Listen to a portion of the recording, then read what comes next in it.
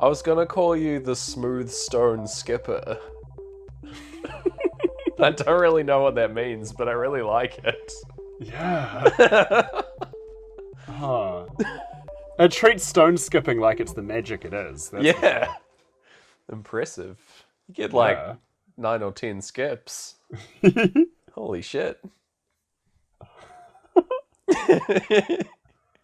Can you skip stones? I feel like you can. I can sometimes, yeah, most of the time. Okay. Yeah, you gotta get the right stone for it. Not all stones are skippers. That's the stone skipper's secret. You know? Okay. Some stones aren't made equal. As real flat ones, right? Like, Yeah. you essentially want to be throwing a small pizza into the ocean. Effectively, yeah. A very small stone pizza. Okay. Gosh, how will I start this episode? How? I'm intrigued. Look out for your eye, because it's Pink Floyd and we're here to rock it. Rock your eyes, that is, with an audio podcast. Welcome to Pink Floyd, the podcast where we watch every movie ever made to see if it syncs up with Pink Floyd's 1973 magnum opus, The Dark Side of the Moon. Woo! My name is Gareth Blackler, and part of my elite team of wizard astronomer people, it's James Barron. Oh my god, I've never been more honoured to have a title. I feel like I've been destined to become a wizard astronomer my whole life. Hi, Oh, it's James Hi. Barron here on the mic, ready to record another sweet pod for you. oh. And we're here talking about A Trip to the Moon. That's the English title of the film that we've watched from 1902. 1902. What were you doing in 1902, James? Well, I was hard at work in my wizard's tower one day when Ooh. when a man came to me and he proposed the idea of traveling to the moon. And I was like, that's ridiculous. And I went back to doing my moon wizardry.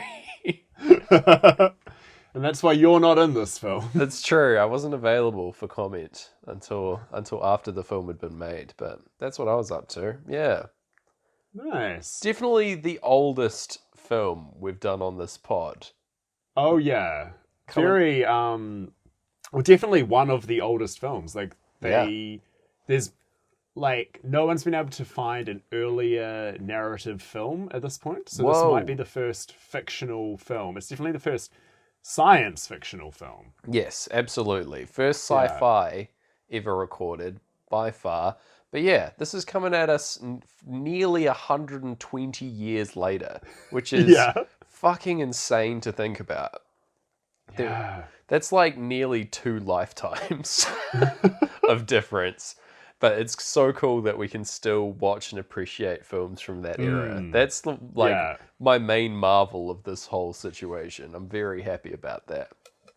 Aw. Yeah. I really wanted to do, I wanted us to do an old one, and I was all set, if we could do that film where the train comes towards the camera and everyone freaked out in the cinema because they thought the train was going to hit them.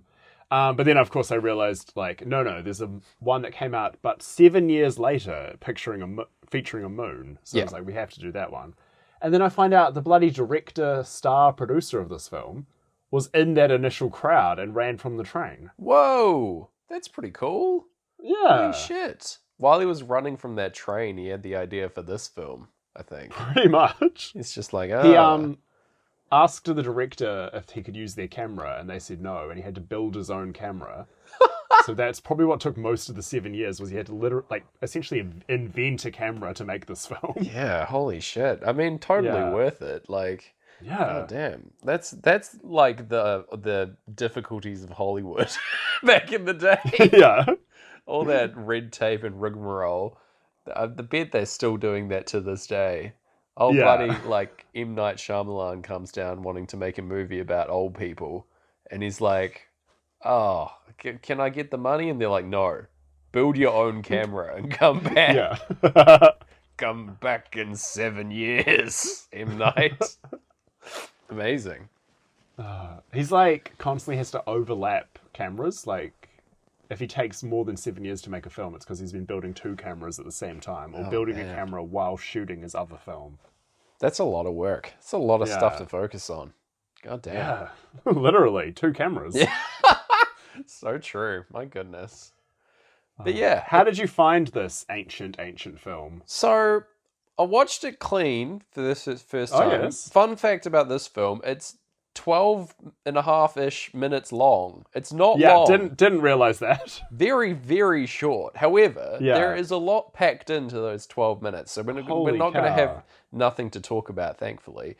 But Yeah. watched it clean first time. Silent movie, so like dead silent when I watched it. I found this movie to be incredibly charming and a great watch. I really think it holds up quite well. Yeah. Yeah. Like, very impressed with the production design throughout. Heck yeah. Thought it was visually very entertaining and like very exciting. You can follow along the plot quite easily. Like no dialogue and no like title cards of the like Charlie Chaplin era that would come later and things like that. Hadn't been invented yet, presumably. But yeah, like very, very well done, I thought. Yeah. What are your thoughts? I loved, like, there's a thing, like, that simple jump cut edit that people do, like they did on Bewitched all the time, where they would stop the camera, someone would walk away, and then they vanished. And, like, people are doing that all over TikTok these days. This film bloody invents that, and it's just full of that, like, they lift a telescope up. Yeah. And then jump cut, it's a chair. So good. Yeah, did confirm that they were wizards for me, which was good. Absolutely, yeah. Dressed as Yeah. wizards and then achieved magic, so totally fine. Yeah, it was a delight. It was interesting that the camera was incredibly far away from everything, which I think was just they didn't realize they could put a camera close to people. Yeah, like zero close-ups. Yeah. Like, yeah, the language of film has not yet been invented, really, for this. Yeah. It felt, for me, the whole thing felt very much like a stage production, like a show. I'll get to it, but like all the props and stuff and all the backgrounds are very flat feeling, but very well handcrafted and very beautiful to look at. But like, yeah, it felt very much like I was watching a stage show, a stage performance, but in complete silence. So, yeah. Like if your friend's mum had like filmed their like Amdram debut, but hadn't figured out how to use the sound on their phone, and they weren't in the best seats. But you know the show was really good. Yeah, you get the gist, right? Yeah. Yeah, for sure. You can see people marching about doing stuff. And you're like, oh, wow, cool. Pretty sweet. Yeah. How do you think this film, we've got to tell the people how this film would sync with an album that was conceived 72 years later. Oh my God, that's so long. Right? Wow. Yeah. Pink Floyd's parents weren't even around when they were making this. Nah, man. I assume. Oh my God, unreal. Yeah, the Floyd progenitors weren't even walking the earth. They weren't talking about this sweet moon flick. But yeah, let's see how it syncs up with the album that came out much later. Yeah. Oh my gosh, the movie sync with the album. It's what we do on the show, James. That's right. Ah. Don't forget this yet. And you're James. Yeah, I'm James. You're G-Man, Power Man, good guy Gareth over there.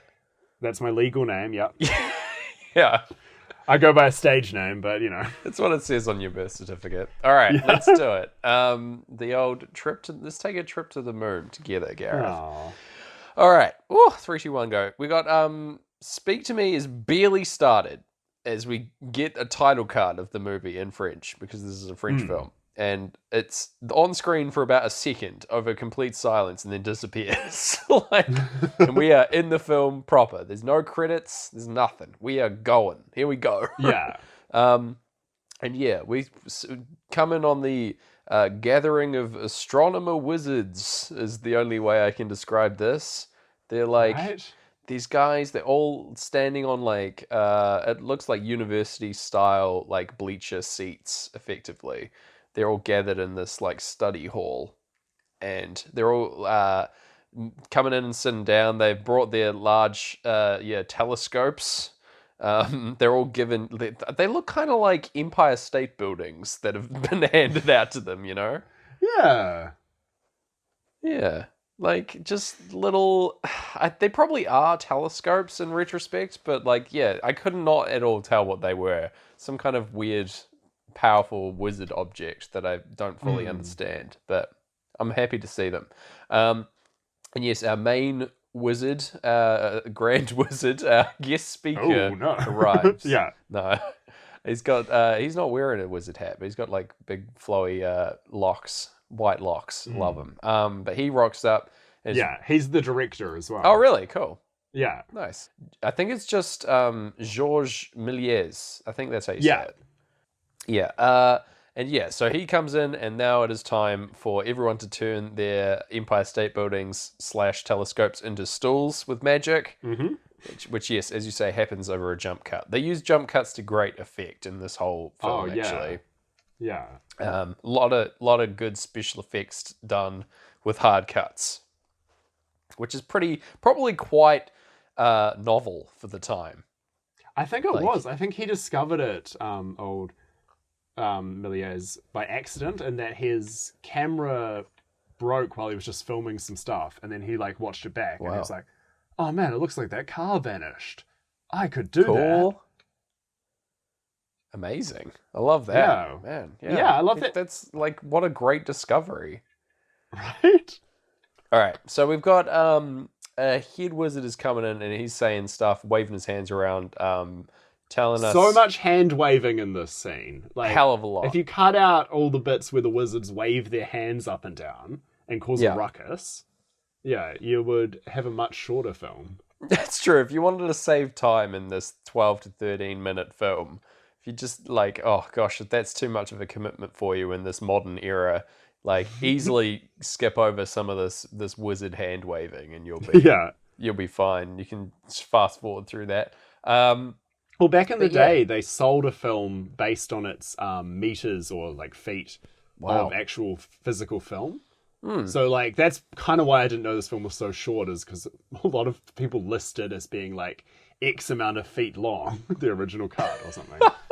So I was like, oh yeah, that's got to be massive. And then you're so useful to me. I wonder how many feet a film like Avatar would be if you if you ran it out. Could we cover football fields or it'd be crazy. Surely that's calculatable. Someone's got that. One of the people on the Avatar wiki that I spent a certain week of last year visiting a lot.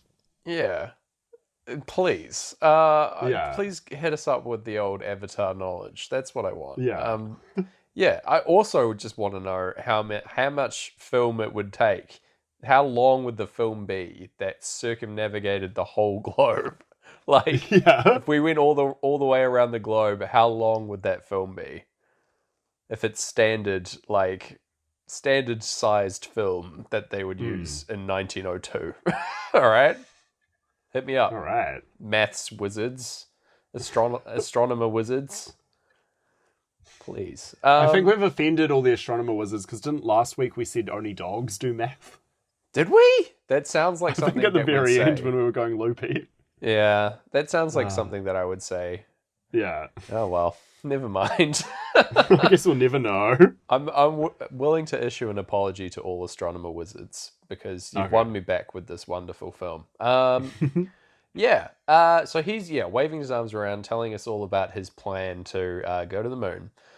We're getting the opening bits of we're getting Speak to Me right now, really, with the intro and all the sounds of all the album to come crashing in. And as soon as we cut to Breathe, that track starting up. He starts drawing his little line on the blackboard behind him, indicating the flight path from Earth to Moon here with a bit of chalk. And everyone's like, oh, now I see what you're talking about. That's absolutely insane. Everyone in the audience is just sort of looking around at each other and yelling. There's a lot of arguing. head wizard guy throws his papers and his books at people in the audience. He's like, ah, God damn it, you don't understand me. It seems like it's a really tough sell for head wizard guy, this plan. And he tries to convince people in the front row basically to come along and see what he's been working on. And they're all like, nah. Like a couple of people turn away from him. And on the third try, he says something that's so good that everyone's like, oh shit, okay. And they all offer their services to come along. They're all like, oh yeah, okay, now we're all interested. Presumably talking about winning medals or something. Yeah. For the discovery. And yeah, they all get ready to head out, basically. They all change clothes. They get out of there. Like, nearly, I would say like a tenth of this movie is changing clothes. Yeah, of course. Which is pretty wild. There's a lot here when they're just taking off their wizardly astronomer robes and putting on like English gentleman coats and hats and canes and stuff, disguising themselves from the non-wizarding public. Yeah. You know? Another thing this film invented, the idea of muggles. Yes. 100 years before you, JK. Get it out of your head, you bloody plagiarist. Goodness. How much, like, if 10% of this movie is changing clothes, how much of life do you reckon is changing clothes? Oh, man. Great question. Yeah. I feel like it probably fairly low. Like, it depends on how much you care about your outfits, really. If you're like one of these people that is like trying on a whole bunch of different clothes before you go out places and all that stuff, probably a significant portion more. But yeah, in general, if I had to put a percentage on it, I would say changing clothes would compromise like 0.0001% of your life. Okay. So not too much, but like more than you think. Yeah. So unless you're like one of the Sex and the City gals, you're keeping a low number. Yeah. What about quick change artists? Yeah. Oh, quick change artists. That's like, it's hard to even spot. Like we are so many more decimal places away at that point. Quick changes. I will challenge you on that. I'm sorry, because they've obviously practiced changing clothes so quickly, so therefore they've done it more often. So does that bump the number back up? They have done it in aggregate more often, but by the time you become a quick change artist, you're basically banking all your changes ahead of time, right? So the rest, like all your practicing, you get that all done, and then if you're a successful quick change artist, all your changes are super fast from then on until you die. Like, you know, like that's you're saving time. It's like it's like an investment, right? Yeah. It'll pay off much later when you look back at your life and you're like, yes, I did all my practicing and now I've had so much more time in my old age for other activities because I can quick change into my outfit so fast. So useful to me now that I'm 88. Yeah. I can change from one sweater vest to another. Yeah. 88 in the blink of an eye. Yeah. The orderlies don't know who I am because I just keep changing outfits. I love that so much. He was wearing tartan. What's going on here? That can't be Bill. Goodness. We should start a quick fund. What is the word? Oh my gosh, Kickstarter. A quick starter. A quick Kickstarter. Yeah. Where we fund star of Sex and the City, Cynthia Nixon, because I think she's the one who's not going to be in the reboot, to get a quick change artist course, thus bringing her back down to the average amount because she would have changed clothes the most. I like it. I like this. Yeah. I like this plan. It sounds like a great use of our time and resources. Quick change. Oh, yeah. Quick change Nixon. I'm here for it. Lock it in. Yeah. Nice. Yeah. So they're all heading out, and once they've changed clothes, they're all bidding farewell to the rest of the wizarding populace behind them. They're all like, "See you later. We're off to check this out. This situation," and they go down to the rocket construction site, And we've got all these dudes around who are like working on the rocket, all hammering in sequence on various parts of the rocket. And this is where I first noticed, in the previous scene there was as well, but yeah, this is where I first noticed they're like beautifully painted set pieces that they've got. Like this rocket is just like a two-dimensional piece with a flat background behind it, and they walk through the little cutaway doorways of the rocket and go inside, and it looks like that they're walking around inside the rocket, and it's all very like cartoony. It reminds me a lot of Monty Python's animation style, you know? Yes, yeah. Yeah. It's really lovely, honestly. Like it makes it so much more like I don't know, fairy tale like, or yeah, like a live fairy tale playing out before my eyes, you know, is how I feel about it. Yeah, it's really nice. And these guys are all working away, and as there's a bit of tomfoolery, and the wizards are like looking around at the rocket, and they fall over and stuff at the construction site and get yelled at by one of the builders, and then they move on. And when they move on, Pink Floyd singing "When at Last the Work Is Done" as the men are moving on. But it doesn't really look like the work is done. They're still working away. But Pink Floyd are just telling the wizards that the work is done, so the wizards will stop trying to help. Oh, well, that's kind of fair. They're just desperately trying to get them to move on so that these men can get their work done. Yeah. Yeah, so they go up to like a sort of balcony kind of area and look at what I think is like a launch site for the rocket, potentially. Or I can't really tell what this is about. There's like a series of chimneys in the background that are billowing out smoke. And they look great. Again, this is all done with like foreshortening, I think. These are like actually really small and just like gushing out like small billows of smoke. But it looks great, like that they're really far away factories. They all like pour some stuff into the middle, and then this huge circle in the middle like gushes out smoke, like a huge gout of smoke appearing. I think this is like the launch side of the rocket, but I could be wrong. It could just be like the industry of man putting their work into like making the rocket behind it. I don't know.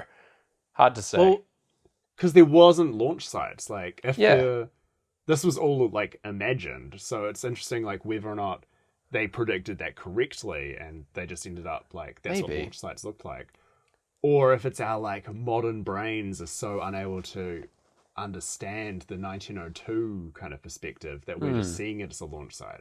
Maybe. My other theory is that it's like a factory like pouring metal for the rocket. Oh yes, yeah. Like, and they're like pouring water onto the metal and like heat treating it or something. I don't know. That was my other theory, but it's hard to tell really what's going on here with these like strange props. But the wizards are bloody impressed. They're looking at and they're very happy about this whole thing. Yeah. And we get more lyrics from Pink Floyd here, with their saying like and high you fly, like when they're up quite high as well, looking down. I mean, I don't know if we can give you that one, because they obviously do get higher up when they go to the moon. It's true. They are about to go much higher. That's fair. I was just trying to catch some syncs because it's very...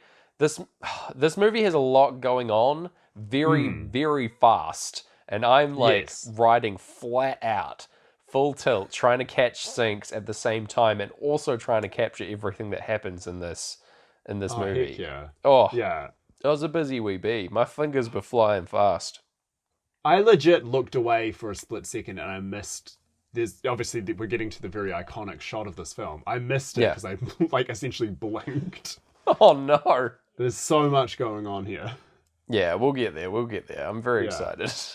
So yeah, as they're like looking on at this production, we get into On the Run. So we're into that track now. We got we're getting ready for the launch of the rocket, and there's like, we see this like huge like archway kind of thing that is being prepared, and some people in a crowd looking on. And only later do you realize what this is. But the rocket is moved up into position, and the lads all hop in. All the astronomer wizards, they're all jumping in. No spacesuits or nothing. They're just like, let's go, ready to go.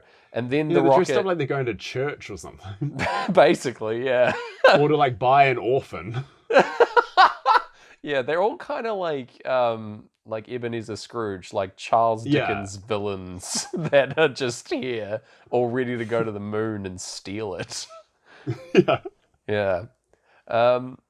But yeah, they all hop in the rocket, and then the rocket is positioned and moved into this big archway. And we in the next shot we discover that this archway is actually this huge like cannon that is like aimed and pointed at the moon, and it's like stretched and elongated out in such a like it's like warped and pointed to the moon, very cartoon-like. It looks really good.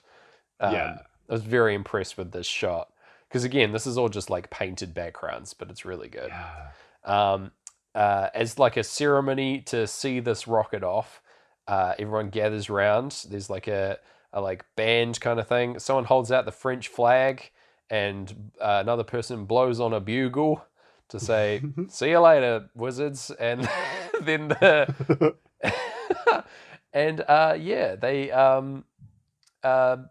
as soon as we're ready to go, we get hearing the Pink Floyd, and they say we get the "Live for Today, Gone Tomorrow" ad lib, and then as the laugh starts, as he laughs, that's when they fire the cannon, which I'm very happy with. Yeah. I'm very happy with them just being launched over like maniacal laughter. And yeah, we get to our iconic scene from this film, the scene that you will know it from, probably on the poster, if there was a poster. I don't know. I think there was. Yeah, it's like yeah, you'd hope so. It's very good visual. Yeah, it's like a slow zoom on a little moon as we are coming in towards it from the perspective of the rocket, and then the moon zooms in again, and we see that there's a face inside the moon. And then a full camera shot of the moon's face of this dude. And then the rocket crashes right into his eye. And he's like, ow, Yeah. rocket in my eye. It's a bad time for old Moonface. He starts and that's like crying. Yeah. Yeah. It's just like, so it's upsetting. Yeah. This was cinema's first, like, person launched into space. This was the movie's the first time a film character was in space. First thing we do is make the moon cry. Yep. Crash land straight into the moon. Yeah. Yep. So sorry, moon. It's also wild because they couldn't zoom because the cameras were so big and heavy and handmade and probably delicate. So they put the guy in the moon, covered him in velvet so you couldn't see anything other than his face, and then pulled him towards the camera. That's great. The reverse zoom, where you just slowly approach the camera. I love that. Yeah. That's fantastic. Oh, man. So good. Yeah. But yeah, he looks great. I really, it's an iconic shot for a reason, and that this is just such an interesting visual for a movie to even have, especially one from like so long ago. It's incredible and very, very inventive. But yeah, we get immediately after this, we get another really impressive shot. I think this is to me is more impressive than the other shots in the moon shot that precedes it. We get the establishing shot of the surface of the moon, and the rocket comes in and crash lands on the moon. We see like the rocket, which is just all we're seeing is like two like large wooden painted things moving on screen. But the rocket comes in and lands, and then immediately after that, all the wizards are hopping out of it, like as if nothing had happened. It looks great. Like I was just so impressed seeing this thing coming in and land. It looks really realistic and cool. Just seeing it in motion. I just took that for granted. I was just like, oh yeah, moon land. On to the I next. really loved it. Like watch that back again and just be impressed with how they pulled that off. I think it just looks really good. But yeah, they all hop out and they're all like celebrating, making it up to the moon. And in the background, the Earth rises into view. And like parts of the scenery, parts of the moon surface, like disappear downward to give you a better view of the Earth. Again, this is very like shadow play kind of stuff, like moving bits of the scenery aside so that you can get a better look at like what's important in frame. I really loved that. It looks good. And yeah, we get so they're all stoked in seeing that. We're right at the tail end of On the Run now, and the crash sound happens. It doesn't really align with what happens next, but it's so close. There's sort of just, I don't know what happens here, but there's a random explosion that happens on frame left here. And some kind of divine intervention or something happens. And there's a bit of moon fire just like roaring on the side of the screen. And they're like, oh, God, okay. And then that dissipates and it's fine. And they're like, well, it's time to go to bed. They all... They're like, it's a long journey up to the moon. And so they all gather around and they just, yawn and go to bed. Have a lie down. And we get in the ticking of clocks coming in, which I'm stoked about.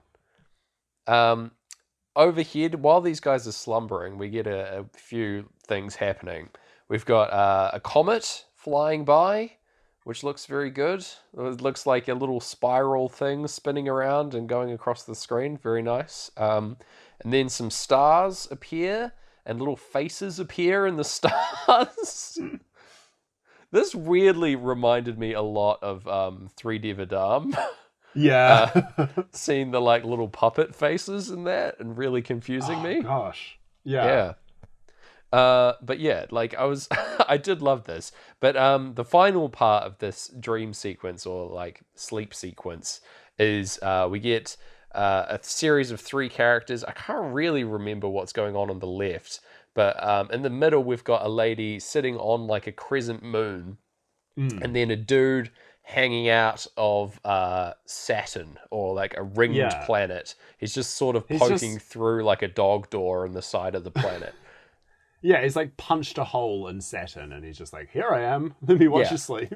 For me, these are the other like celestial bodies of the sky. They're like Neptune and Jupiter and Saturn and stuff, like all hanging out and talking about these guys who have landed on the moon. And they're like, what the shit is going on here? These guys don't belong here. And they're all like pointing it out. And the lady in the middle who's sitting on the crescent moon is just like, let it rain down on these boys. And she's like pouring down what looks like either flour or moon dust or either that or real rain down on these guys to wake them up. And fair enough, because these guys don't belong out here. But as this happens, the clocks go off in earnest. And slowly, the men on the moon wake up and rise and shine, as if they are hearing the alarm bells going off. But they're one of those people who have really violent alarm systems, and then just still get up groggily and slowly instead of, people like me who are so full of anxiety that they hear an alarm and they're like, right, how do I defend my village? Exactly right. Yes. I am not one of those people at all. I have the issue where if I set an alarm, my biological clock is so tightly wound that as soon I will wake up 5 minutes before my alarm is supposed to go off every time without fail. And I will sit in my bed and just wait for it to go off because instead of like turning it over and starting my day, I'm like, oh, I just need that extra 5 minutes of like waiting. It sucks. That's rough. But are you someone who can fall asleep relatively quickly? No, not at all. Nah. I'm always like, I'm a very light sleeper in almost every way, and it's very Hmm. frustrating. So you're not even What? spending that 5 minutes trying to fall back to sleep and like just catch the alarm again. You're just like, I will No way. wait. Yeah, basically. I'm like completely awake, eyes like wide open, unmoving, Yeah. just furious at myself. And like, yeah, definitely can't go back to sleep. Why bother trying if it's only 5 minutes, right? Like, it's just like, I'll just wait and be warm for a bit. It's winter here, by the way. I'm trying to keep That's warm. true, yeah. Yeah. But yeah, you're a good sleeper. You're a heavy sleeper. You've done studies. I I fall asleep super quickly, so I can do the whole like, oh, I'll give myself 5 more minutes and So usually fall asleep blessed. unless an alarm has startled me into wake, and then I'm just Mm. like, must protect. Yeah. Yeah. I'm not Must like, yeah, I'm not protect. like you going like, alarm, I will take the next watch. I will Yeah. stay awake. I'm here to relieve you of your post alarm. Please. Have come early out of a courtesy to you. Yeah, no, it's no good. It's a bad situation. Yeah. But yeah, unlike these guys, definitely, these guys are Yeah. slow to rise. They are slightly off of the old clocks. They are trying to ignore them the best they can, but they are insistent, and Hmm. they're like, oh, all right, I'll get up, and they all get up, and it's pouring with rain, so they're like, all right, let's go. They descend into the moon. There's a hole Yes. that has been here the whole time that they just sort of climb into as if this were like a submarine or something. Yeah. And they're going into it.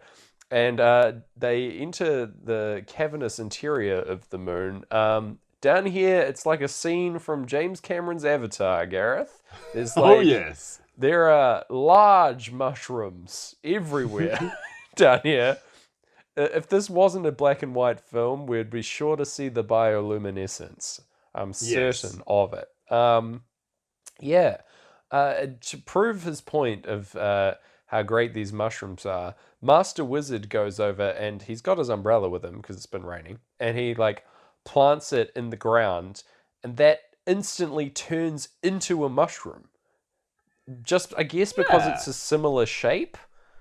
I Yeah. don't, I don't really know, but it certainly I does, mean, and it starts growing exponentially yeah. as well. It's the mysteries of moon magic, you know? If we understood moon magic, we wouldn't need films like this. Ah, you're so right. Oh my Hmm. god, I wish I understood, but it's just so hard to Yeah. understand if you've never been. It's like people that go to the moon and come back. They've got all those stories, and you just Yeah. can't understand unless you go yourself. It's Oh, I know. Buzz Aldrin, when you get him started, yeah, he's just like, oh, you know, you had to be there. yeah. It's the And when he starts doing Ibiza his. of celestial bodies. Yeah. When he starts doing his inside jokes with the moon, and you're just standing there like, I'm here too, Buzz. It's just, yeah. So much dust, and I could jump really far. Yeah, I remember. I remember Yeah. you telling me about it, Buzz, but you got to remember that I wasn't there. That dude will turn any story to be about how he went to the moon. Like, you're telling him Yeah. about an interesting thing you saw at the bank, and he's like, money is green. The moon is not. And he's like, oh, great, we're back to the moon. It is almost like us with Pink Floyd, honestly. Like, Yeah. we've got to, like, call the kettle black here a little bit, in that, like, we will bring it back around to talking about Pink Floyd, as is our job, you know. But Yeah. that's what we got to do. And Yeah. just like these mushrooms, Pink Floyd are fun guys. Oh, so right. Yes. Love it. Actually, I was actually catching up on some Pink Floyd news today. I don't think they are fun guys. Oh no. Did you know David Gilmour, the singer guitarist, has banned Roger Waters, the bass player, from using the Pink Floyd Facebook page? What? There's some in-band like rivalry and fighting. That's Yeah, crazy. he's apparently locked him out, and he's Why? real bitter about it. Has he just been posting bad memes and he's Roger's real pissed about it? I think so, yeah. It's Damn. like, Because Rogers then moved to like posting on his own website, and he's really angry about like, apparently David Gilmour in interviews has been telling, and this is a quote, porky pies about how they wrote the song Money. Whoa, there you go. Like, David wasn't even there when we were sampling the cash register. Oh, come on, Dave. You can't make stuff up. Pies. You would have thought that this would all be ancient history. It's kind of wild that it's coming out now, all this stuff. Right? Man. Yeah.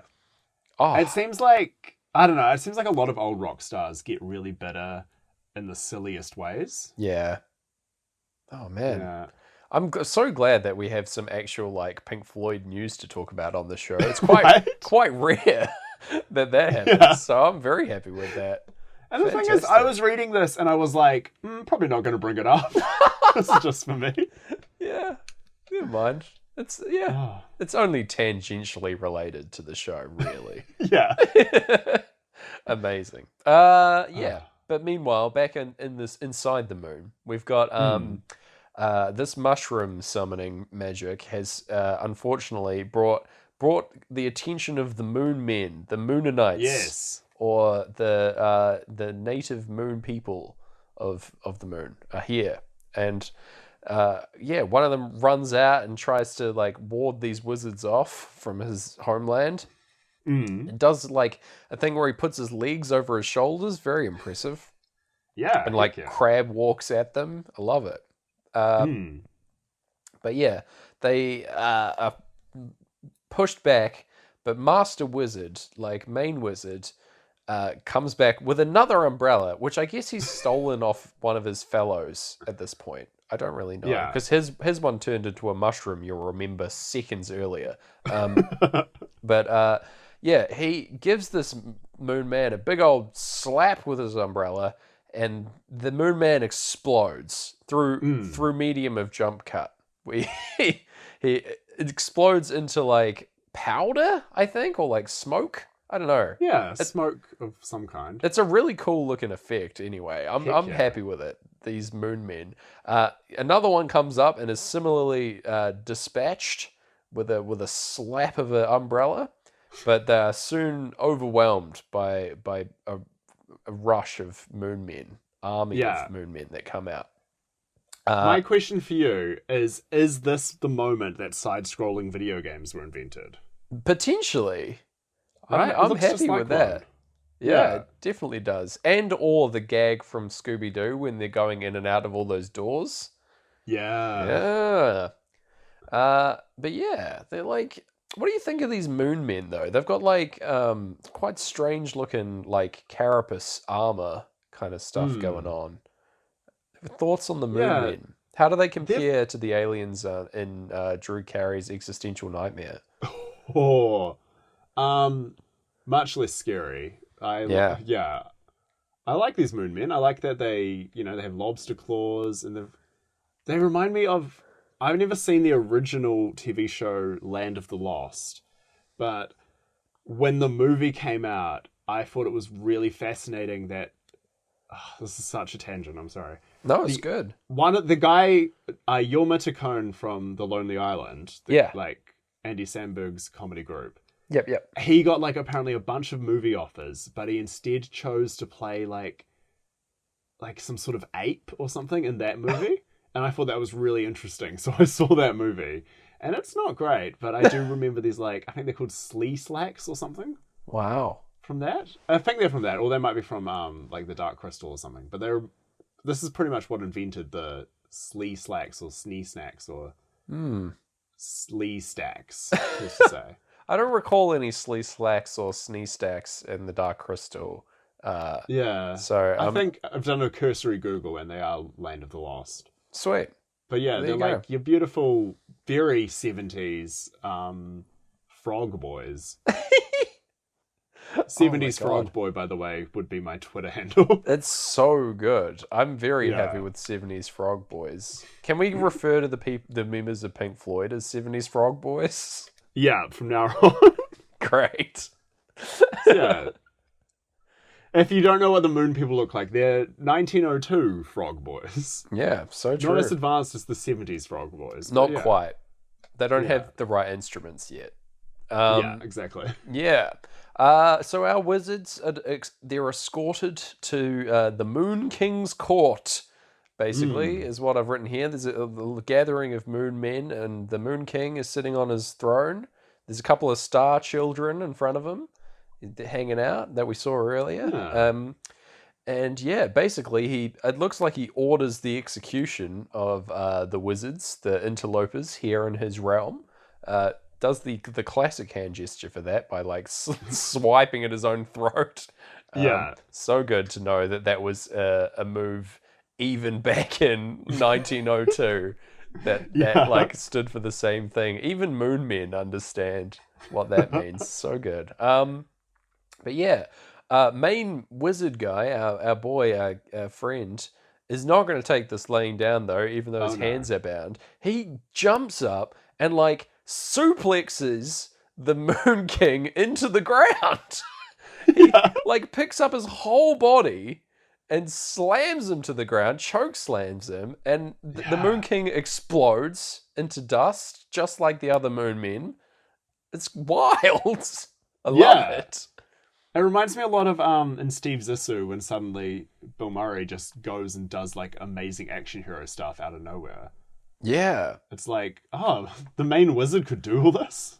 Yeah, definitely. It's so good. He's so tough. He's dispatched a few moon men now, but he had a weapon. This is just with his bare hands. It's crazy. It's going full WWE. He really is. Just slamming moon men in the squared circle. Amazing. Putting the Royal in Royal Rumble. Yeah. I also really love that when the Moon Man is being the Moon King, is being suplexed to the floor. There is a jump cut and his body is replaced by like one of those like fabric dummies. It's quite obvious and and really it's fun. It reminds me of like amateur filmmaking now. In the best way. It's so fantastic to know that like back then this is like the height of technology and the height of filmmaking, and it looks sweet. Like I'm buying it. I'm still happy about this. Heck yeah.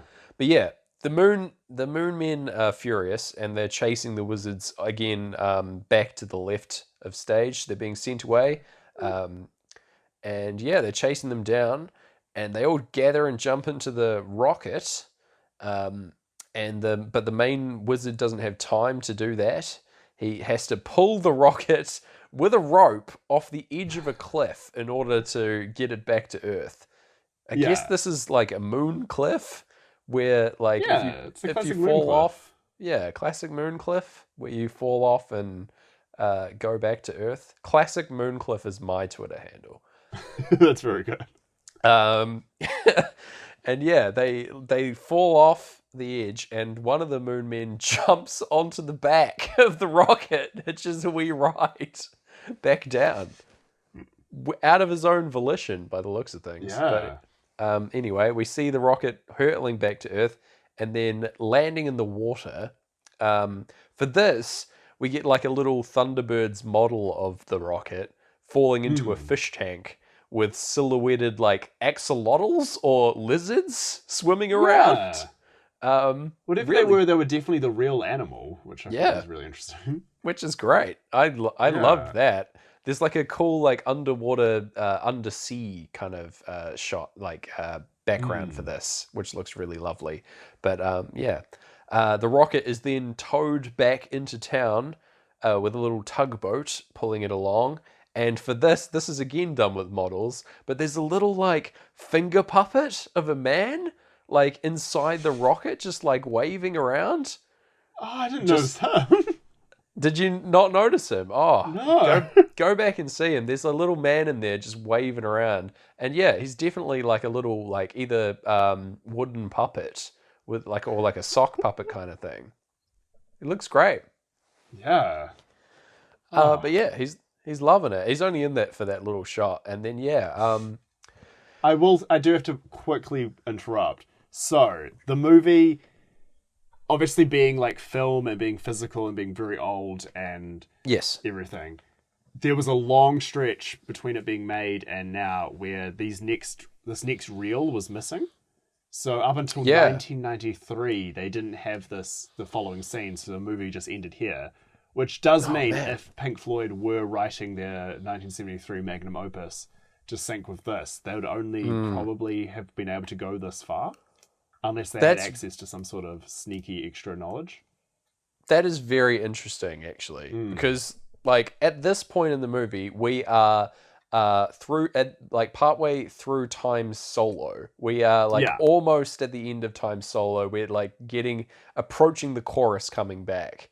Like we are seconds away from that. In fact, it does come back in the lost reel section. So that's pretty wild. It would have just ended like partway through Time solo there, which I think is a better fit than what we get, but that's okay. Yeah. Again, that shows that the Floyd were thinking about it a bit more, maybe. Yeah. But yeah. This final lost reel, the astronomer wizards are celebrated by the people. They're gathered around here, and there's a mayor type figure or town leader guy who's like, "Great job." He's waving his hands around and saying, "Good work, boys." And he hands them out big moon medals. Like large medals with the moon, with its little moon face on it, is celebration of them. And the final shot of we've got a bit before that. Sorry, the moon man comes in from the left hand side and is escorted away by someone else. He's taken away to be studied or something. I don't know, but he's made it. They just treat him like he's just making a ruckus, and they're like, no. Basically, they're like, "Go away. Get out of here, Moon Man. We'll deal with you later in the sequel." The final shot of the movie is a statue that's been erected of our main wizard, our lead character, and everyone's stoked. There's celebrating him as the greatest dude ever. He's gone up to the moon, killed a few moon men, killed the Moon King, come on back, and brought a moon man with him. Good stuff. And there's people like dancing around it in a Ring of Rosie style, celebrating it. And we're in like halfway through the second chorus of Time, and that's the film. There's no credits. It suddenly ends. Yeah. There's nothing. No credits at all. It's just like, that's it. Goodbye. What did you think? How did it sync?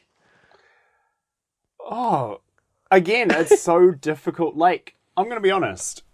Being, a young, spry whippersnapper like I am, even like the music of Dark Side of the Moon feels like, I'm lacking a context because it's already 40 years old. Right. Well, 50 years old almost. To be then attacking something that's over 100 years old, like the mental gymnastics you're doing to try to understand it, like the way that I couldn't comprehend that was impressive that the rocket smashed into the earth, into the moon, because I'm just so privileged through time. It's a real humdinger. So that's that's where I'm putting it on the graph, in the humdinger zone. What about you? Do you have a number? The humdinger zone. I love that. Charted, it's like well above 10, the humdinger zone. If you chart it, if you grab your chalk and you mark it all the way up to the moon itself, that's where the humdinger zone is. Yeah. From the Earth to the moon on the graph. Yeah, that's where I'm putting it too. I will say this humdinger zone line that you're drawing is it does you draw it, you kind of rotate it a little. It does look like a 1. So I could also give this a 1. That's fair. I think that's the clocks part did put it up higher. Then I'm thinking like Whiplash and Look Who's Talking are our 1s, I think. Right. So we had the clocks sort of going off when they woke up. So maybe we could put it up to a 2. Yeah, I guess. No? I'd be happy with a 2. Yeah. Yeah? Yeah, it's harder to draw my chalk line into a 2 shape, but we'll do that. That's true, yeah. All right. Picture the G, the curl of the G in humdinger. That's like a bit of a 2 when you circle that around. Yeah, this is a stretch even for us, I think. Like, Yeah. we are like really struggling. I'm happy with a 2. Let's just make it a 2 on the graph. Let's Okay. do it. Yeah. A trip to the 2. A trip to the tune. Yeah. There we go. Lock it in. Yeah. It's locked in. What else is happening, Gareth? What have we got anything else going on? I never got to mention the fact that this film, because obviously there was no copyright and no credit, this film mostly got aired because Thomas Edison stole it. I think that's really interesting. Oh my god. He like bootlegged it and then toured the United States being like, check out my dank bootleg. Check out the Thomas Edison cam rip of A Trip to the Moon. The unregistered hypercam of Thomas Edison. Yeah. Amazing. Yeah. I just think That that's is really bloody interesting. That's some bloody classic Edison right there. Yeah. Taking something and claiming it as your own. What a dick. Man. Yeah. Amazing. In character. Also, because there was no copyright, people could just remake it without any trouble. So very quickly after they remade it, but they called it An Excursion to the Moon. Which just isn't quite the word you want. Not really. I feel like that is kind of more accurate in some ways to what we experienced, though. Like, these guys just go up there and just have a sleep, have an encounter with some moon men, and then come on back. Like, that's an excursion to me. Yeah, that's true. That's like an errand to the moon. An errand to the moon, yes. I've got a few errands to run. I've got to turn a few moon men into smoke and turn my umbrella into a mushroom, and then I've got to come home and have a big old sleep.